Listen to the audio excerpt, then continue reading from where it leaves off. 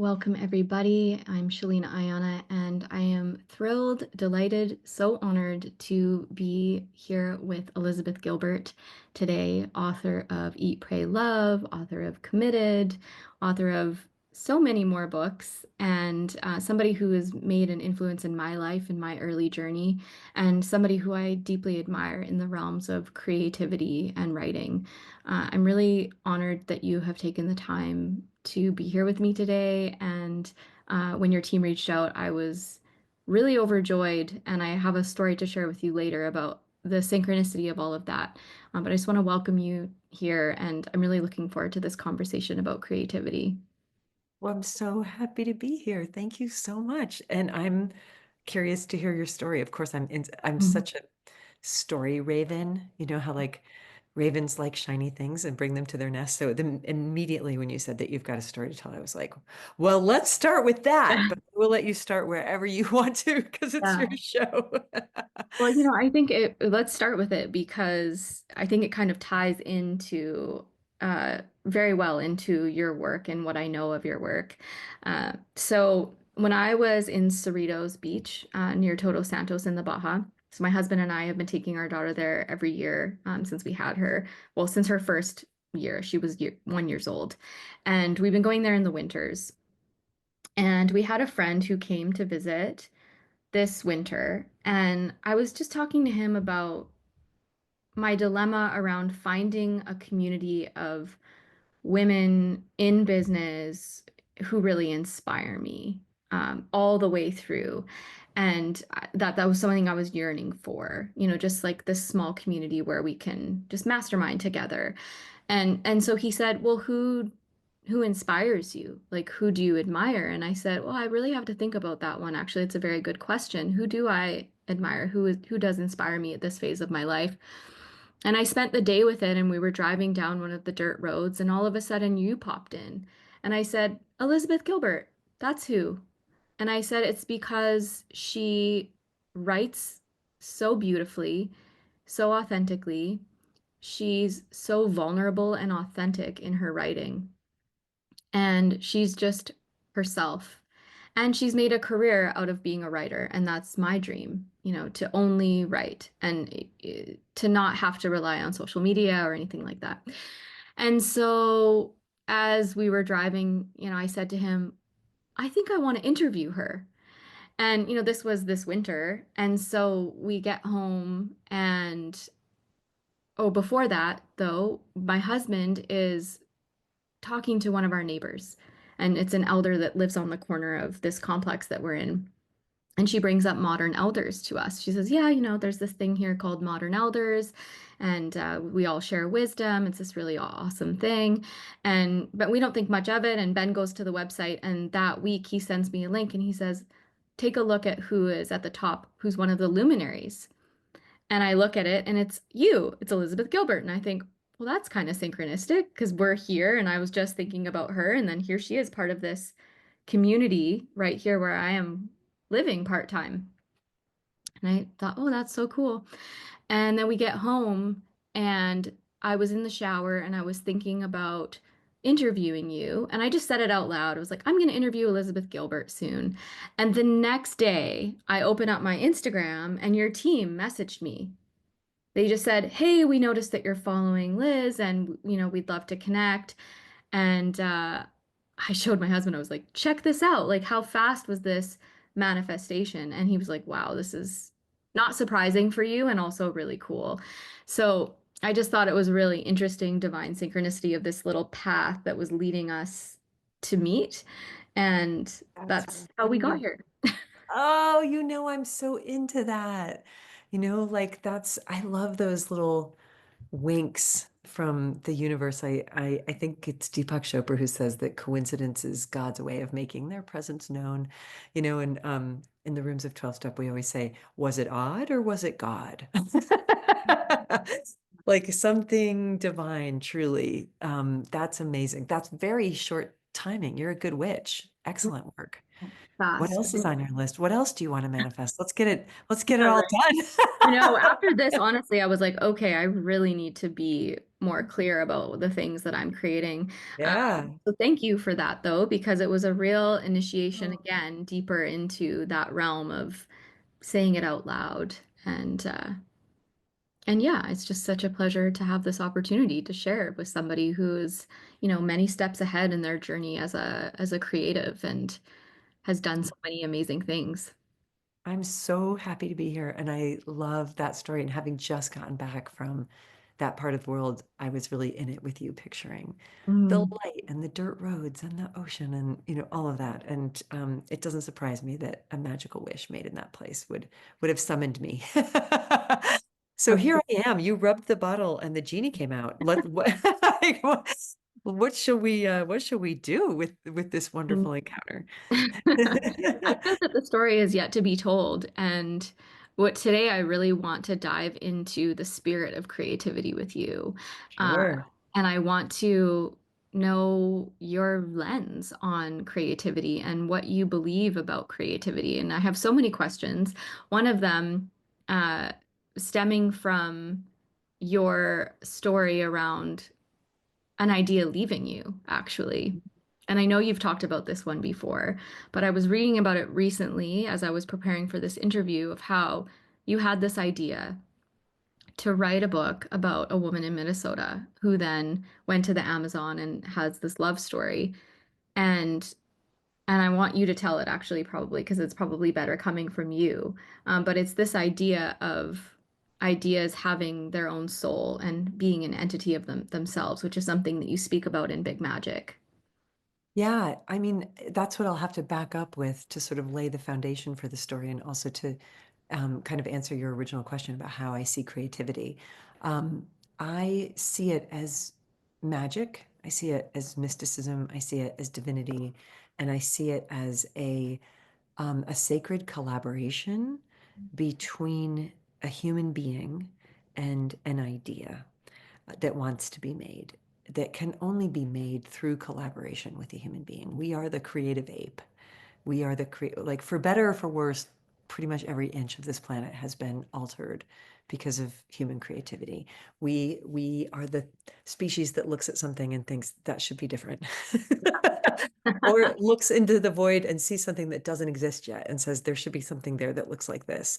And we've been doing that for at least 100,000 years as a species.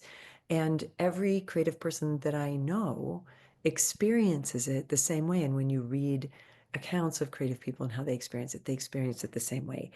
Ideas feel like visitations. They feel like, even the most empirical sort of scientific, hyper rational thinkers that I know, when they talk about some incredible idea that they were involved with, they will use the language of it came to me. Like Mhm. say like, and then this idea came to me. There's a sense, there's a level at which we intuitively, way beyond the realm of logic or rationality or proof, know the difference between an idea that is ours and an idea that has visited us. And we've all had this experience as humans of this idea came to me. It doesn't even make sense. I'm not the person I'm not the right person for this. I don't have the qualifications. I don't have the right education. I don't have like, and instantly the mind starts to argue. But my feeling is that an idea coming to visit you is a sacred experience. It it thinks you can. Like it thinks you can. It chose you out of the billions of people in the world to visit with itself. And it wants, I believe that ideas have will and they have desire and they have urgency and they want to be made. And so they hound at you until you agree to engage in them. So the story that you were referencing is that years ago, right after I wrote Eat, Pray, Love, and I got married to my Brazilian husband, he told me this incredible story about an attempt that was made in the 1960s to create a highway in the name of progress that went straight through the Amazon jungle, including through lengthwise through almost all of Brazil. And what a catastrophe it was. It was just an enormous human hubris disaster. And a bunch of international construction agencies got involved. A lot of money disappeared. People disappeared. The rainy season came to Brazil, and the jungle was filled with 10 feet of water, and machinery disappeared. The jungle was just like, nope, you're not putting a road here. And I was so sort of fascinated by that story, and I was visited by an idea about creating a story about a woman from northern Minnesota who works for a road construction company whose company gets a small piece of this contract. She's been in love with her boss forever, and and he sends her down to the Amazon because his son goes down there to do this project, and his son disappears, and all this money disappears, and she, who has lived this very careful, quiet, reserved life, suddenly is thrown into chaos and danger. And I started researching it. I got a book deal for it.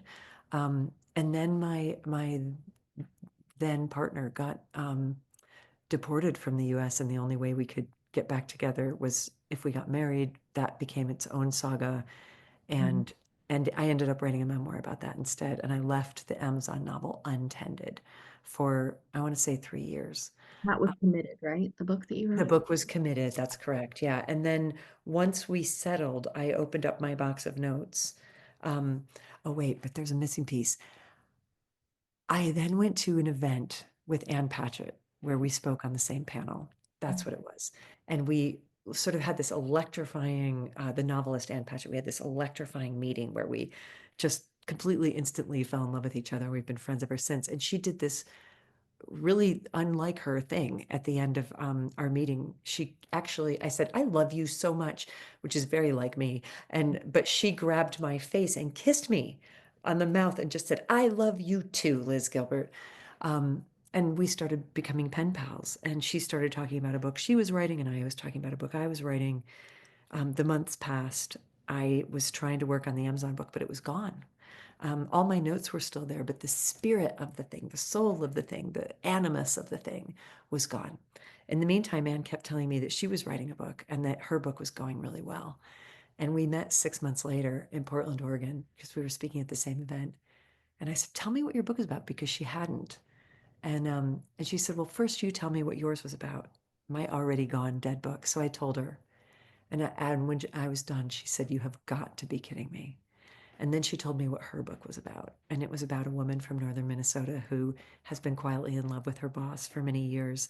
Her boss gets involved in a doomed international business deal in the Amazon and sends some people down there, and a bunch of money goes missing, and a person goes missing, and he sends her down there to recover it. And her orderly life is completely upended.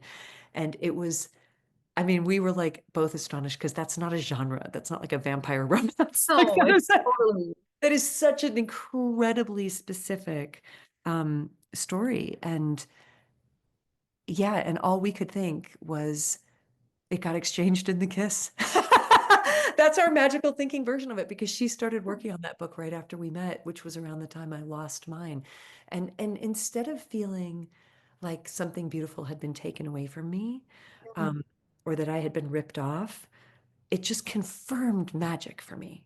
Right? Mhm. It just confirmed magic for me because I was like, that's how I always knew this thing worked. You know, like I always knew that ideas are alive, that they're mobile, that they transit from person to person, that if you don't tend to them, Yeah. eventually you're going to wake up one day and pick up the newspaper and see that somebody else did it because the idea got tired of waiting for you. I made that idea wait for me for almost 4 years. It was tired of waiting. And Mm. it was like, well, here's an available novelist. Oh I'm my going to give to God. her, which is not to me a reason to feel nervous or anxious about losing ideas. It's more of a reason to feel wondrous about the enchanted world in which we live and how things work. And there are always more ideas. The more available you come to them, you are about it, the more they'll come to you. Wow. Yeah, that story just blows me away. And when I read it about it, I did find comfort in it as well. And I think as a creative person, there is a bit of work to do around this, the feeling of scarcity of our creative energy or our ideas. And there's like a possessiveness that the ego has to work with. And so I wanted to ask you about that because I'm sure you've seen that a lot in your field. And what do you think the difference is between, and do you even think it's possible? What do you think the difference is between an idea being stolen and an idea being caught? And when I say caught, I mean just what you're saying, just pulling it out of the ether in some way, pulling it out of the field. Yeah, I mean, the idea being caught, there's a blamelessness to it. Everybody's innocent. The original creator was innocent, but got distracted and didn't work on it. The other creator was suddenly bestowed this same exact idea, came into their consciousness. The idea itself just wants to be made. There's a level at which it doesn't really care who does it. The idea of something being stolen, that's human, that's a human ego trying to get ahead by taking work that somebody else made. That's never something I have ever had a minute of worry about. And Mm, and I think part of the reason I've never had a minute of worry about it is because so I see that when people don't put their work out in the world because they're afraid that somebody will steal it, I see it actually as a procrastination mm, trick. I see it as the ego being afraid to be seen, and therefore would rather hoard. It's like the dragon that wants to hoard gold. It would rather hoard the gold than let the gold be seen because it's so afraid that somebody will steal the gold. There's so much gold. There is so much gold. And I think I've learned over time, I'm just laughing as you started to talk about it. For some reason, what I heard in my head was I have some friends in Atlanta who taught me that a very Atlanta expression is shorty chill. Like shorty, just chill. Like just chill. Like calm down, and whenever I have felt creative anxiety, most recently, there was a period where I went for about 2 years without really having any ideas at all, um, for anything new. And I journal. And so when I was journaling, I would sort of write to the cosmos and say, is there something I'm supposed to be working on? Because I'm yeah. not feeling anything. I mean, I'm here reporting for duty. Do you have an assignment for me? Is there anything you want me to do? And the answer would come back in my journal all the time. When we've got something for you to write, you'll be notified. And then I would say, but what am I supposed to do in the meantime? And the answer came, hang out. Like, hey, shorty, chill. Like, hang out. We don't need you on duty at all hours. Like, hang out, take care of yourself, go for a walk, engage with the world, read a book, take a bath, chill. Like, you'll be notified. And sure enough, the day came when I was notified, and I got to work immediately on it. Mm, So if you're in a sort of fallow season or a dry season, um, the last thing in the world that you want to do is relax because it feels like relaxing is irresponsible. But another Ann Patchett quote that she always says is, I don't know if people realize how much of writing is about just staring blankly at a wall and doing mm, nothing for a really long period of time until another idea comes. mm. Oh my gosh, I can really resonate with that. And, I had a daughter 2.5 years ago, and it really felt like for the last 2 years, just I felt like I lost everything in terms of my creative inspiration. I Mhm. was really scared for a bit that it was just gone forever. I even questioned if I was even a writer anymore. I was like, maybe it's just gone. Maybe it's just left me. And I knew from history, like I've been writing since I could pick up a pen. I started writing stories when I was 4. I had a grade 2 or 3 teacher write, and I have this little book that I laminated. We had to write a short story, like 1 page or 2 pages, and I wrote like 12 or 15 page story, had it laminated, and in the back, it's from her, and it says, you're going to be a famous author one day. And Aw, for we love me, that. I know, I just saw it. My Do mom, you remember her name? her name was Mrs. Monroe. Shout out to Mrs. Yeah. Monroe. That's Yeah. awesome. What I an think awesome about her all thing the to tell time, a what an awesome thing to tell a bright little girl. That's right? wonderful. I Yeah. know. And I really did hold on to that. And so I used to go through these phases with writing, like you say, where it's like you're on and then all of a sudden there's nothing there. And it used to really cause me to panic because I felt like I couldn't really fully live if I wasn't writing every single day. But then with this felt different. This was like a full leaving. And I was like, oh my gosh, like I don't even feel like I know how to write right now. It was just completely different. And then again, something new came to me, and I'm writing another book. But what did start happening that hadn't happened before for me was that every time I would go walking with my daughter, she only would sleep contact. So I would spend 4 hours a day hiking in the forest in our back. And I caught about 22 songs while with Hmm. her. And it started to make me wonder, are these coming from her or from me? right? Because I had never caught songs before, and now I have two albums.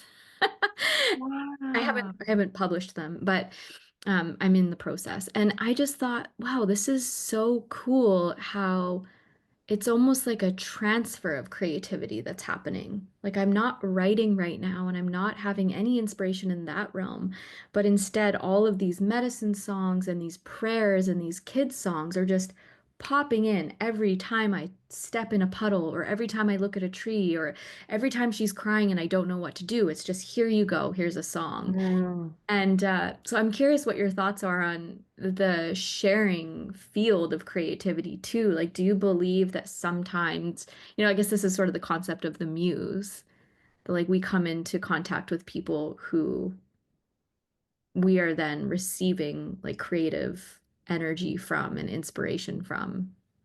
I love that story. I can think is that the songs weren't coming through your daughter, but she was the magnet. Mm. Like she was the magnet and physically attached to your skin that was calling the songs in, that was drawing the songs into to both of you, whatever those spirits really liked her, you know? Oh, yeah. They They really love. liked her and they liked that you were in the woods with her and they liked all of it and they were like, oh, this is delicious. You know, okay, this maybe this will make sense to people, but almost every night when I go to sleep, the best I can hope for is that I'm going to fall asleep. I can't really control whether I fall asleep. And but I'm trying to like I figured out the way to position my body to get the light right, to get the correct story or podcast to talk to me on the phone, like the right temperature of the room that's going to give me the best possible chance to go to sleep, right? Like, so I got to be on my right side. There's got to be a pillow between my, like, I might fall asleep without those things, but I'm trying as my own friend to give myself the best possible chance to sleep. And I can extrapolate that out now in my 50s out to like every single aspect of my life. I'm trying to give myself the best possible chance to thrive. I'm trying to create the very best possible settings and environments, relationships, interactions in which I'm going to. It doesn't mean I will thrive. You know what I mean? Like there's still randomness to be taken account of. There's still karma to be taken account of. There's still like the world and everything that's happening in it that is beyond my control, which is almost everything. But a friend of mine always says, I am loved beyond measure by a creator who has given me power over practically nothing. Mm, But the teeny tiny, itty bitty little like size of a pomegranate seed of power that I've been given is so important mm, to creation and to me. And my work is to utilize that in the very, very, very best way. So, do I think that there are people who, when you are around them, it makes the creative process better? Absolutely. And I also think there are people who, when I am around them, my spirit dies. mhm, My spirit dies and it goes into, it curls up like a bug and dies mm, and has said to me at various times, you have a choice. You can be well and creative and sane and sober, or that person can be in the room, mhm, but not both. Not both. So decide. It's really like I've heard, like my creativity have said to me, it's that person or me, mm, like, so do you have the courage to walk away from that? Because that's going to sink you, that toxicity is going to sink you. And because I want to create the best possible environment for myself to thrive in every way, in the same way that I want to create the best possible chance to sleep, it's like I'm very mindful of who I'm around, and how much of myself I'm around. How much. I mean, there are people who like are fountains of inspiration, and there are, this is something that I always tell people when they're, oh my God, a friend of mine was writing a memoir about her family, and she has a very contentious relationship with her sister, but she also really admires her sister as a good writer and editor. And she'd written the first few chapters, and she was going home for Thanksgiving, and she said, I'm going to show what I've written to my sister. And I almost, I screamed, like some primal thing came out of me, and I was like,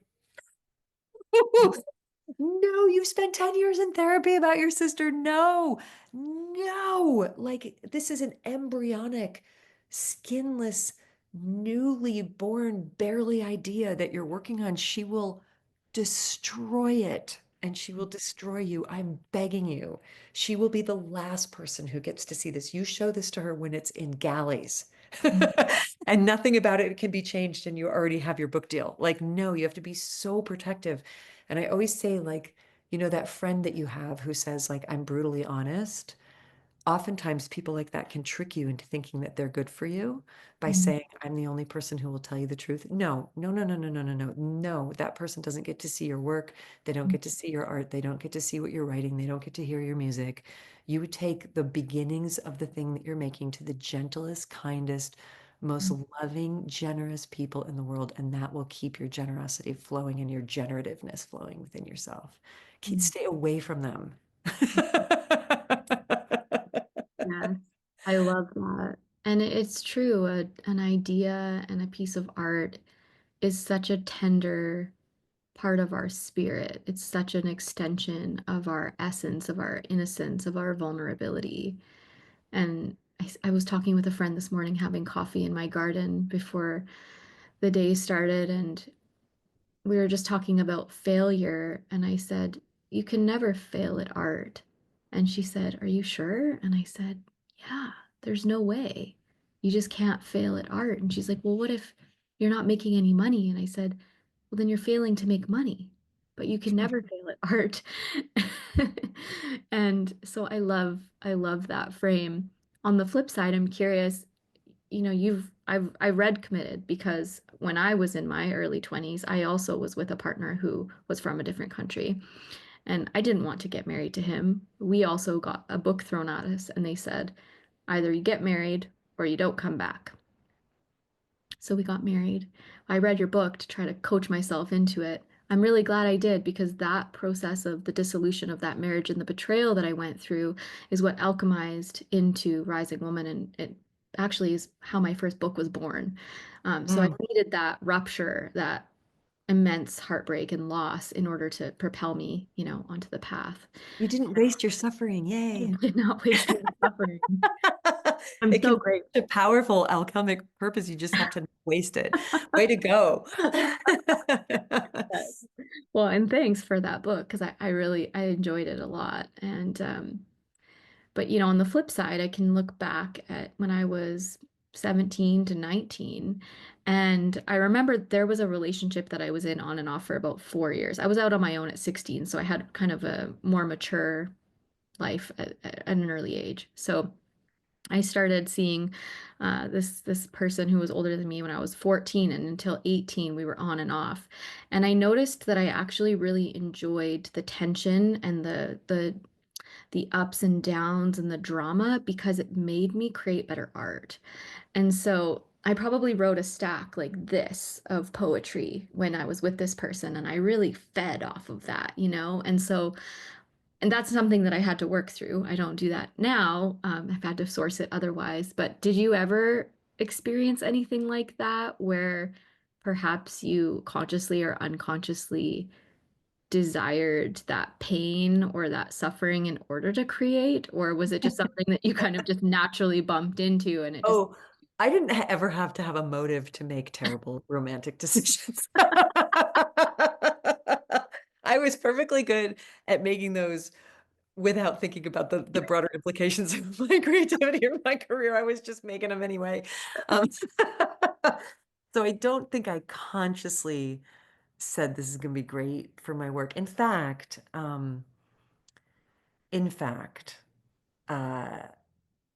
I have learned that I am most creative when I am not romantically involved with somebody. Because when I'm romantically involved with somebody, my pattern is to pour into them. And I'll tell you, my partners get really creative when they're with me. And basically like written books for people who I was with, written poetry for people I was with, written songs for people I was with, that was sort of like quote unquote their art, or like built a studio for someone else. Like I'm like, you're the great artist, like because I'm so in love with them and I want them to be. You're the great artist. Let's focus on you. And so my work really suffers. Mm, Really suffers.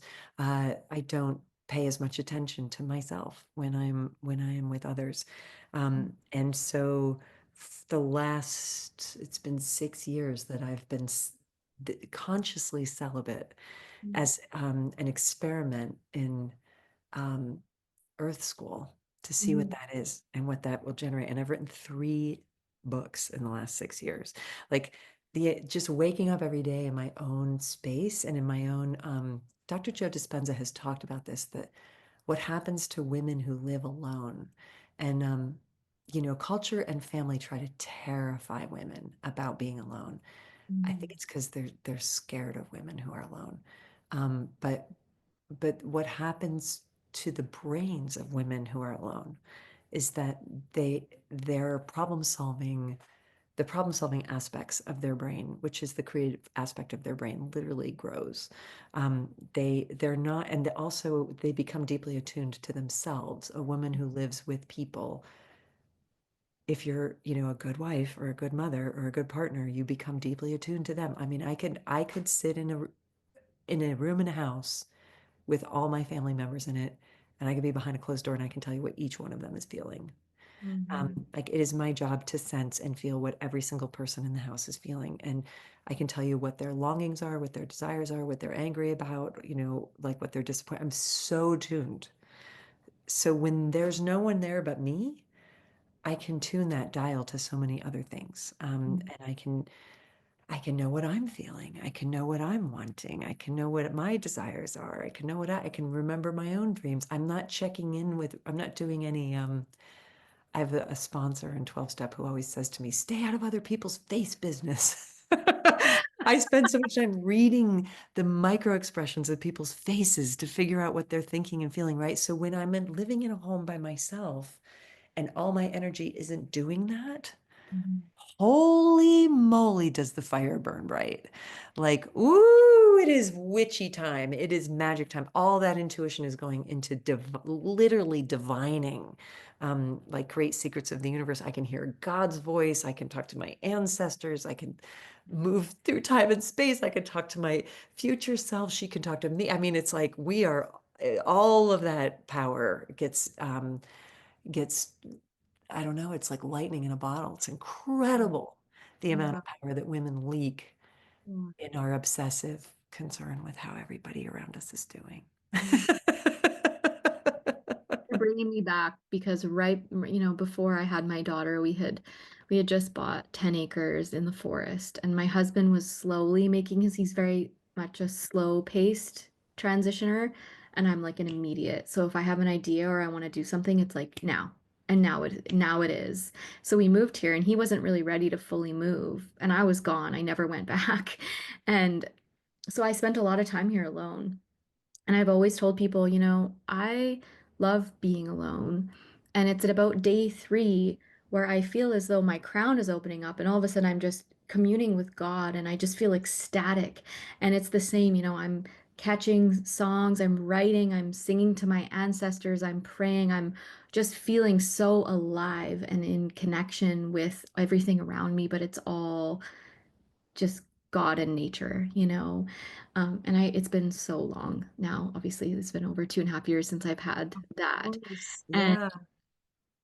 and I know that that time will come again. So I'm relishing in this different phase of life, but I can so resonate with what you're sharing. And it's really important for people, especially women, to hear that from you, that there is a real gift in that aloneness and that you're not actually alone. You're really here to commune with spirit and to create.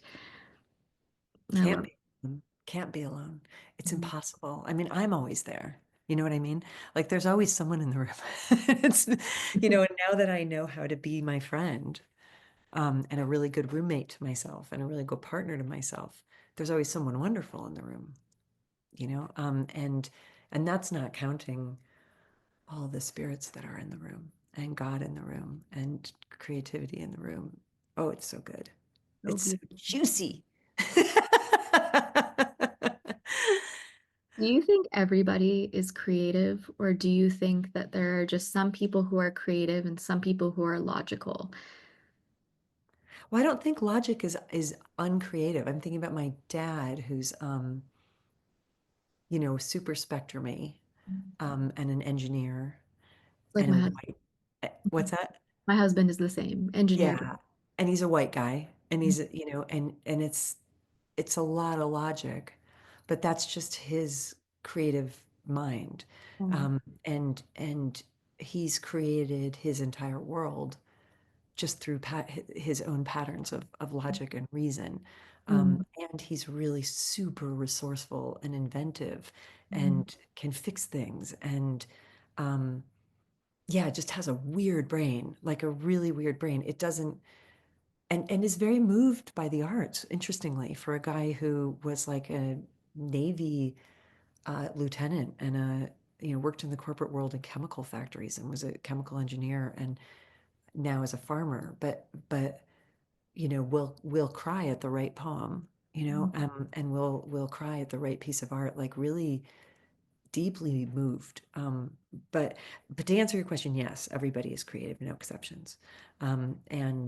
And one of the things that I find really elitist about the last couple hundred years of Western civilization is the way that creatives has become a capitalized word, like the creative class has been separated out from the rest of humanity, and I really have trouble with that. I think it's cruel and inhumane and also untrue. And the evidence that everybody is creative is that all of your ancestors were creative, and mm, all of my ancestors were creative. And before the advent of mass media, there's a lot of time to kill in a day, and people were always, everyone made everything, and my favorite definition of art is making something more beautiful than it needs to be. mm, And my ancestors made things that were so beautiful, and they were Scandinavian dairy farmers. They were not arty farty people. Like they were Lutherans. They were like very serious people living through depressions on the Great Plains. There was nothing light and gladsome and hippie about their lives, but when it was time to make a piece of furniture, it was more beautiful than it needed to be. mm, Like a piece of furniture does not have to be as beautiful as what they made. The quilts that my grandmother made did not have to be as beautiful as they were. The blacksmithery that my grandfather did had embellishments that didn't need to be there, but something about it was pleasing to him. And he took the few resources he had and the little time that he had and took the time to make it pretty, because he wanted to. And all of our ancestors did this, and all children do this intuitively. Like you throw down a pile of Legos in front of a kid, they're not like, oh, I'm blocked. Oh, mm. that's a cute little pun. That's They know what to do with it. You put paints in front of them, they know what to do with it. They know how to make up songs, they know how to dance. All of us do all of these things. mm, And Brene Brown has studied how we all have art scars that most of us, unless you grew up in an extremely nourishing creative environment, most of us got art scars, and most of us can point to the age at which we stopped doing any of the arts, like the age you stopped singing, the age you stopped making art, the age you stopped dancing, the age you stopped, you know, telling stories. It's like it got shut down, it got shut down, it got shut down, it got shut down. And the people who remain artists or who become artists later in lives are the ones who didn't let it stay shut. mhm, mm. Yeah, that's a really good frame too for me to remember that creativity doesn't look a certain way and that there's just everything is creativity. I just love that. Yeah. When you Everything talk can about be adorned.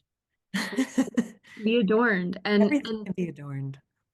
when you were talking about your dad, I was really seeing my husband. He's very much like that. And he's an engineer, and so he's always making things work better or Yeah. differently.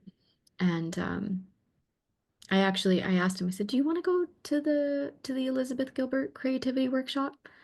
And he said, "Well, it'd be good if I could come in and out anyways, so I could, be with Ray and maybe check in on you." And I said, "Well, would you want to switch in and out though, and maybe actually sit in on it?" And he said, "Yeah, maybe I should think about that." And Oh, I'd love it if he came. yeah, and I think that there have been times where he has said that he's not a creative person, and perhaps I've even perpetuated that by not seeing things the way that you just framed them. So that's a really good one. Creative person is redundant Yeah.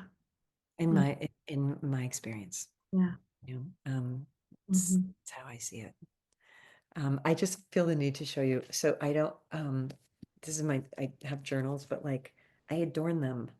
Like, sorry, I know you can't hear this on the podcast, but like I can't draw that well, but I can collage. So I Mhm. get art books from junk stores and just make like decorate the insides of the journal and stuff. And it's like, I don't have to be the best at it. It's just, or like, I don't know, like I just doodle. Yeah, I do. That's what my doodling looks like. That's love that. Right? It's not like gonna win an art prize. Sorry, Yeah. but it's like, but it's so satisfying to draw lines across paper. Oh, Totally. alone is impossible. I was just doodling this the other day and we are just talking about it now. Yeah.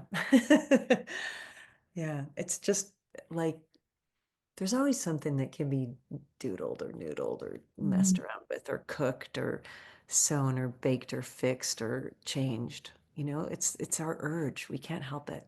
Mhm. Yeah. When you first started as a writer, like, well, first of all, how old were you when you first started writing? Like, let alone having a book deal or anything like that. Like, were you just writing always? Was that always something that you knew? Just like you, dear. Yeah, probably exactly the same age. I don't ever remember not doing it.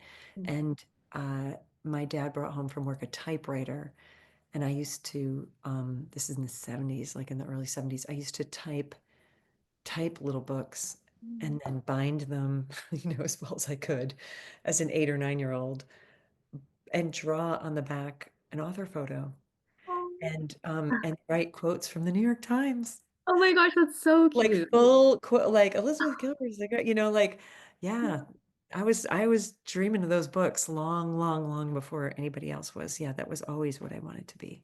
Your soul came here knowing. There Yeah. were clues. Yeah, there were definitely, yeah.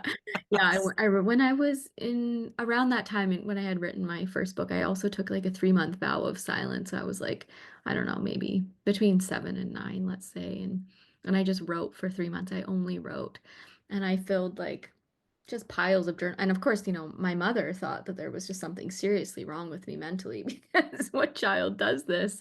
Um, You little nun, you little monk. That's yeah, incredible. who knows what was going What a on? self-possessed soul to It was, know to do yeah. that. Oh, when That's I was like 3 or 4, I would go through these phases where I would renounce everything. And so I would take everything out of my bedroom except for a little clock and a stuffed animal and I wanted everything completely clear. I wanted a nun's room. Meanwhile, look around you at your literal setting. Yeah. Yeah. You have lived that promise very beautifully in your life. Well, sort of. It's also extremely chaotic, and sometimes I feel like I'm on the verge of a total mental breakdown, actually most days lately, but there is a hint of that, yes, in the It's form. not fair for anybody's mental health to be judged when they have a child under 3 living in their home. This is a rule of life. Yes, it's I had a very friend who went to the doctor and said, "I think I need psychiatric care. I think I'm depressed." And the doctor said, do you have children at home?" And she said, "Yeah, I have a 1 year old and a 3 year old." And the doctor's like, "Oh no, no, honey, you're not you're not depressed. It'll end." Oh yeah, You it don't need really. medication. You just need time. Yeah. It'll end. My friend came to visit me in Cerritos while we were there this winter, and she's a parenting expert. She coaches families and all of this, and she really knows her stuff. She's a mom of two older kids, and she's watching me the whole 10 days, and I'm at the end, I just go sit on the bed after a big meltdown happened, and I look at her and I just say, "What book do you think I should read?" And she goes, "You don't need to read any books. You just need some time alone." Oh. Thank you. Yes. And so I think that that's a beautiful point for everyone in their journey to creativity. Before we wrap this up, I want to ask a few more questions. And one of them is, had you ever felt self-doubt? Like when you got a book deal or when you submitted your first proposal, Was there ever fear or worry that you weren't good enough, or did you just always have a knowing? That's a good question. I'll tell you this. I always liked my writing, Mhm. and I still do. Mhm. And I love it when I hear artists say that. And Mhm. I think it's a really important thing to say out loud and to normalize saying out loud. I Mhm. like the things I make. I Mhm. think they're beautiful. They please me. I felt that way as a kid. I wrote a little play when I was 10 years old called Mona's Proof about a girl who goes back in time and nobody believes her. And I thought that, I was like, this is banger. This thing is so good. Like, this is so, like, this is good. Like, I looked at these sentences and I was like, this is dramatic. This is so good. And I brought it into school and I showed it to everybody.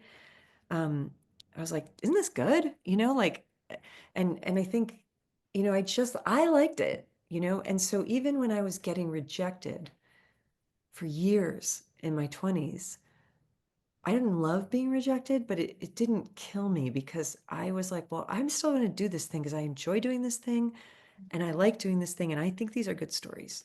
I don't think, I would read the New Yorker or Harper's and I would be like, I think my writing is as good as a lot of the things in here. I don't think it's as good as all of the things in here. There are some pieces that I read and I'm like, this is mastery.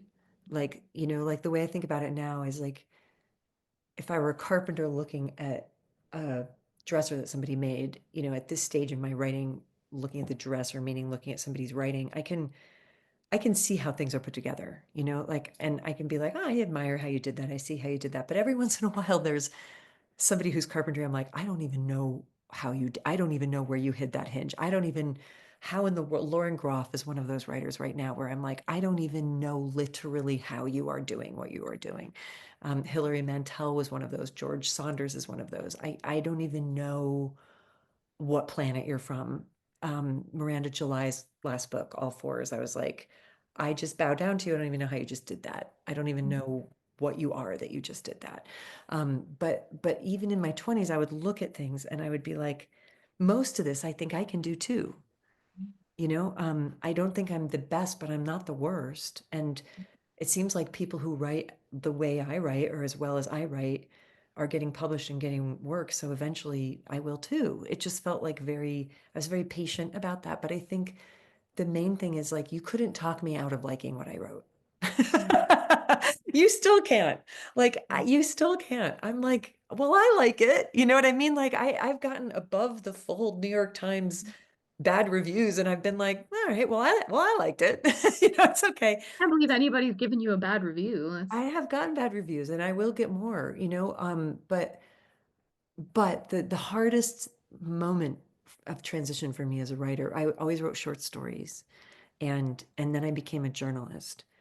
Then I got a book deal to sell my book of short stories and also a novel. And that was terrifying because I didn't know if I could sustain a story for the length of a novel.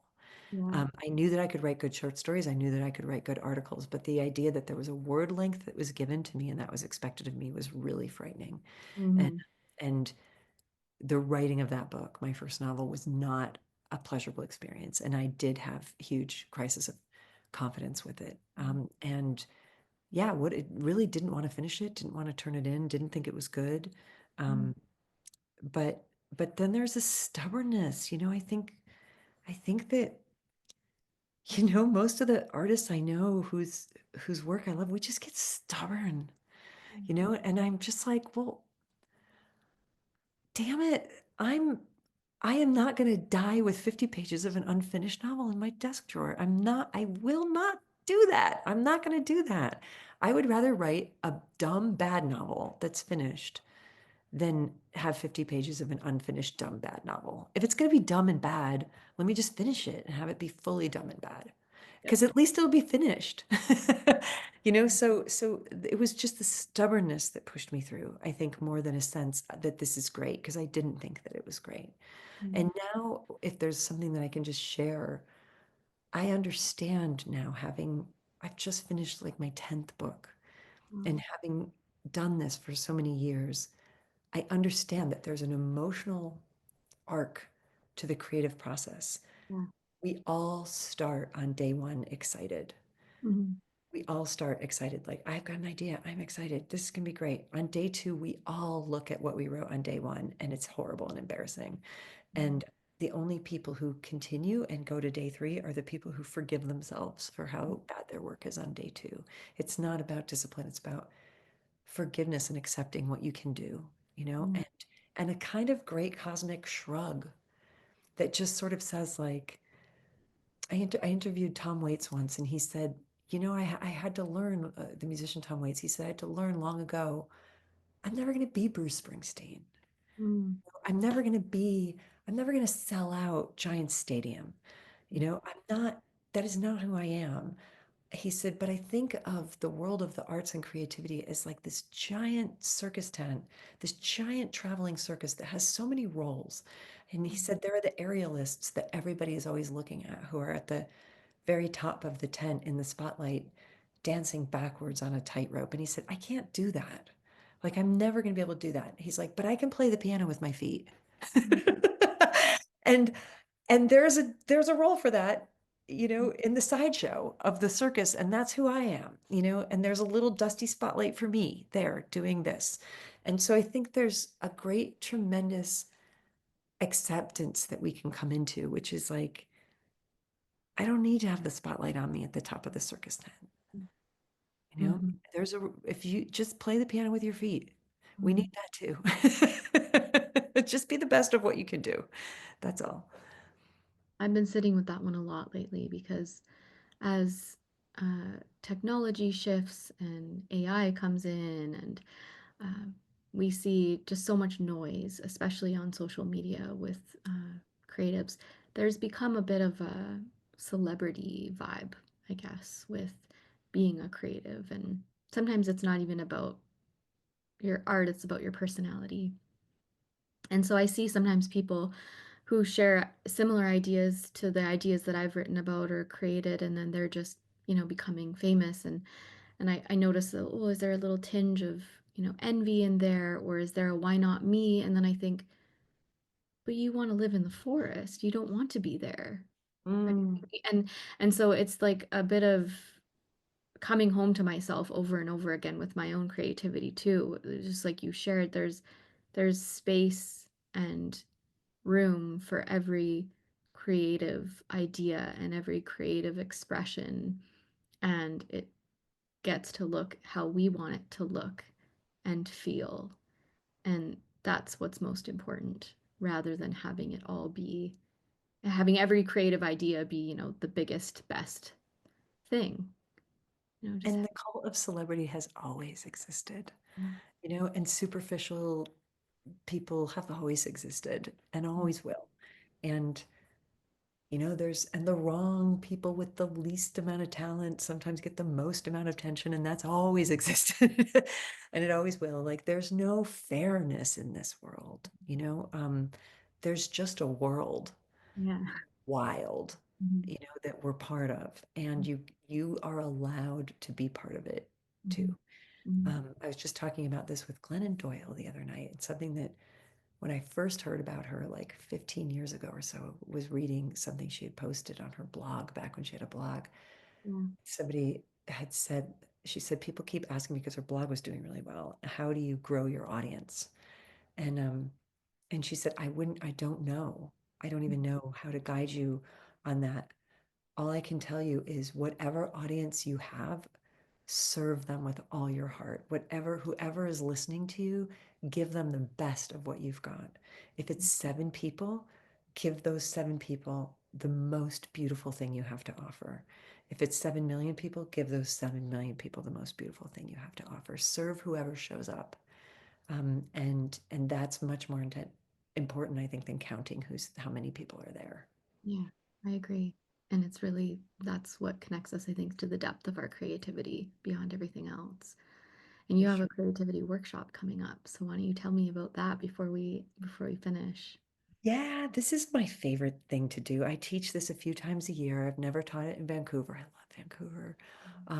And I will bring everything I know.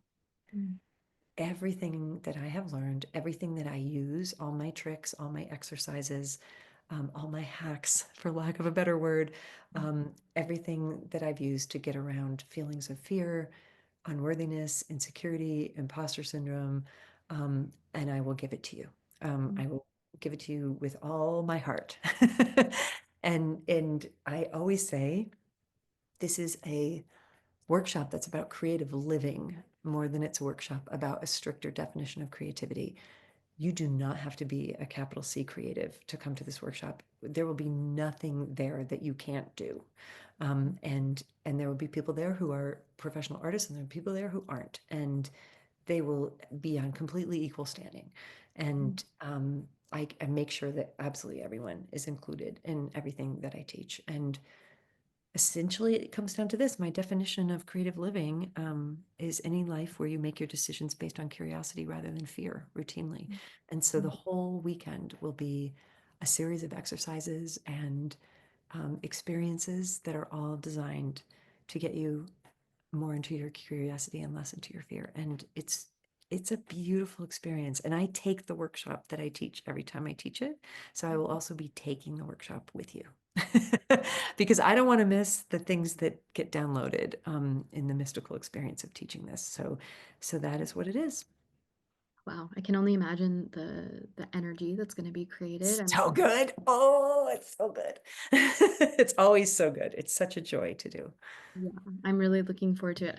I wish that I could make the entire thing. My daughter and I cannot spend that much time apart yet, but I'm really excited to take in whatever I can and yeah, to be part of it. And we're going to share a link to that workshop in the show notes so that anybody who's interested or curious about coming can join.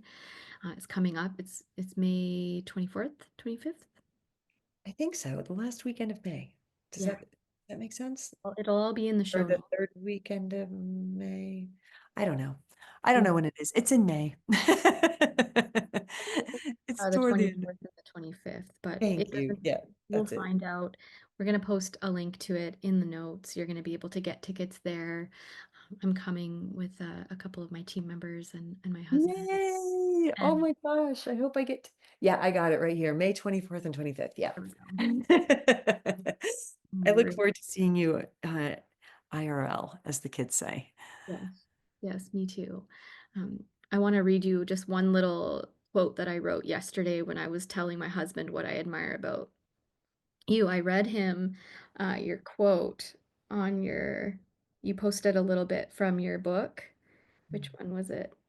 This one for the new book, all the way to the river that you're Mhm. publishing soon. And it was when serenity is either unavailable or unattainable, only drama and boredom will ever be on the menu.